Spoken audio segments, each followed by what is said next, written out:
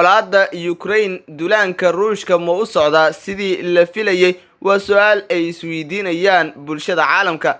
Taariikhdu waxay badanaa ina tustaa in ay fududahay in la bilaabo dagaal, balse ay adag tahay sidii lagu soo afjari lahaa.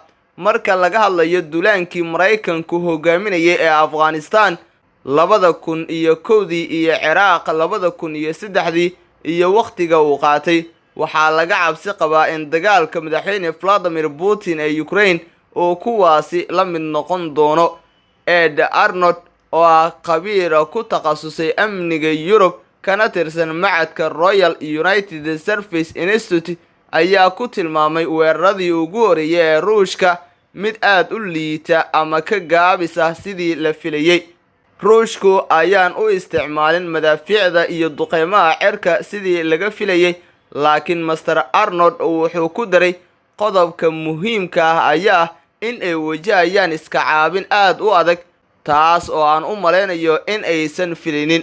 Waxa uu sidoo kale aaminsan yahay Master Arnold in taliyaha militariga Ruushka uu si dhaqso ah ula qabsan doono dib u dhac kasta oo ku yimaada.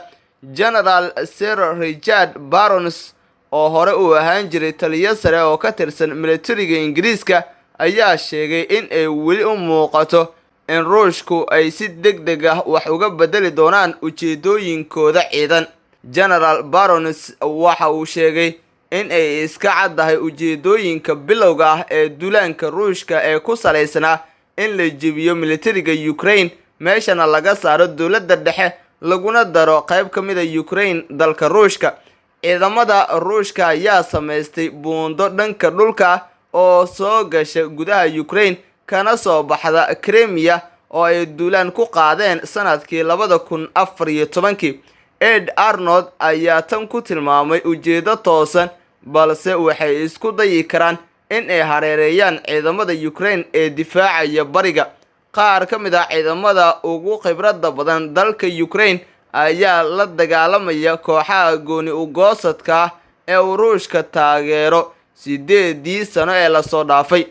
Ilaa hadda waxay u muuqdaan in ay si geesinimo leh ula dagaalameen kooxaha gooni u goosadka ah ee Ruushku taageero si ay uga soo gudbaan dhulalka la haysto ee Donetsk iyo Luhansk, balse aad bay u adkaan doontaa haddii ay ciidamada Ruushka ka hortagaan. Xaqiiqdu waxay tahay in qayb muhiim ah oo ka mid ah ciidamada qalabka sida Ukraine ay mar horeba ku xirmeen dagaalka oo ay ku adkaan doonto in dib loo soo celiyo. Ruushka ayaa sidoo kale horumar weyn ka sameeyay magaalada Kiev. Qabsashada caasimadda waa ujeedada kale ee ugu weyn ee Ruushka wato. Madaxweyne Vladimir Putin waxa uu doonayaa in uu bedelo awoodda madaxweyne Zelensky ee sida dimuqraadiga ah loo soo doortay, uuna ku bedelo nidaam u gaar ah oo u hagaagsan. Su'aashu hadda waxay tahay sidee u fududaan doontaa arrintaas.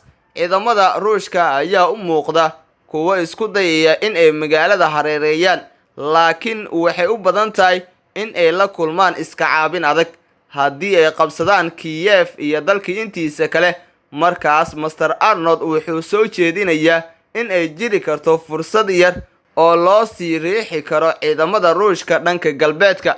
Balse madaxweyne Vladimir Putin ayaa rajeynayo in kadib markii ay ciidamadiisu qabsadaan caasimadda oo ay ka adkaadaan ciidamada Ukraine aysan jiri doonin wax iska caabin ah oo kaga timaada ciidamada Ukraine.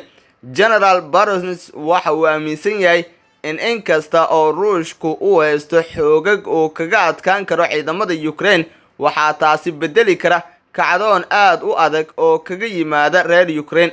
Madaxweyne Vladimir Putin waxa uu marar badan ku eedeeyay Ukraine in ay maamulkeeda la wareegeen kooxo xag jir ah tan iyo wixii ka dambeeyay markii 2014 xilka laga tuuray madaxweynihii Ruushka taageeri jiray ee Viktor. Mudaharaadyo bila socday ayaa xafiiska looga eriyay Master Viktor.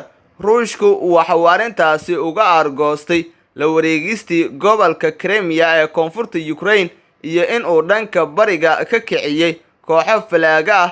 Waxa uuna taageero siiyay kooxo gooni u goosadoon ah oo ciidamada Ukraine kula jiray dagaal ay ku dhinteen ilaa 14,000 oo ruux. dabayaaqadii 2011 Ruushku waxa uu bilaabay in uu tiro badan oo ciidamo geeyo meel u dhow xadka Ukraine isagoo ku celcelinaya beeninta in uu weerar qaadi rabo. kadibna Master Putin waxa uu baabiiyay heshiis nabadeed oo la kala saxiixday 2015 waxa uuna dowlado xur ah u aqoonsaday gobollo ay falaago maamulayeen.